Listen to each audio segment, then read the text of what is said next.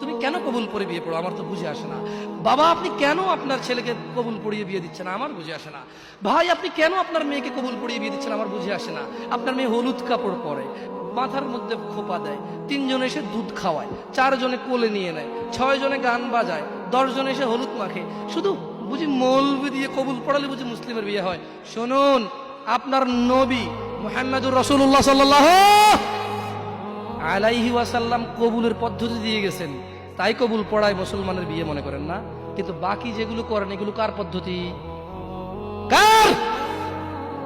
মিথ্যা কথা বলবেন না। হুজুর ডেকে খুতবা পড়ে কবুল পড়ে বিয়ে কার পদ্ধতি?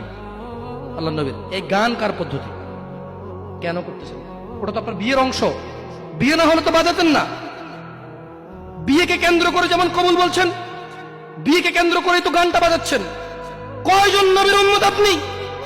আপনার নবীর নাম কি? আই এম আস্কিং ইউ, আপনার নবীর নাম কি? আমার নবীর নাম মুহাম্মদ রাসূলুল্লাহ সাল্লাল্লাহু আলাইহি ওয়াসাল্লাম। Who is the messenger of Allah for you? আপনার জন্য আল্লাহর নবী কে? কোন নবীর সুন্নাত পালন করলেন গান বাজিয়ে?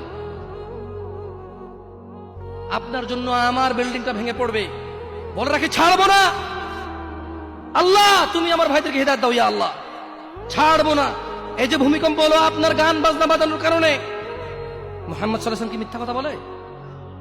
কারা কারা হাত তোলেন তো যে মুহাম্মদ সাল্লাল্লাহু আলাইহি ওয়াসাল্লাম জানে না, মুহাম্মদ সাল্লাল্লাহু আলাইহি ওয়াসাল্লাম জানে না, এরকম কারা কারা স্বীকার করে? আল্লাহ নবী বলেছে, যখন বাদ্যযন্ত্র বেড়ে যাবে, গায়িকারা সম্মুখে এসে নাচবে, তুমি অপেক্ষা করো, পাহাড়গুলো কেঁপে উঠবে, পৃথিবীটা নড়ে উঠবে।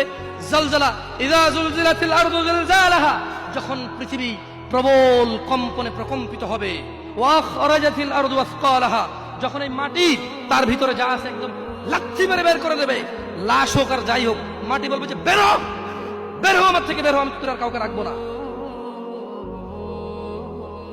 وقال الانسان, মানুষ বলবে মালাহা মালাহা, পৃথিবীটা কি হলো, এই মাটির কি হলো, কেন সে কবরগুলো লাশগুলো বের করে দিচ্ছে, কেন সে স্বর্ণ মতি হীরা মানিক্য বের করে দিচ্ছে, মালাহা, এর কি হলো, কেন পাহাড় নড়ে উঠছে, কেন পাহাড় ভেঙে চূর্ণ বিচূর্ণ হয়ে যাচ্ছে?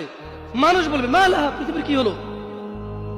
বিআন্না রাব্বাকা আওহালাহা, পৃথিবী এটা করবে, বিআন্না রাব্বাক, কারণ তোমার প্রতিপালক আওহালাহা, পৃথিবীকে আদেশ করেছে।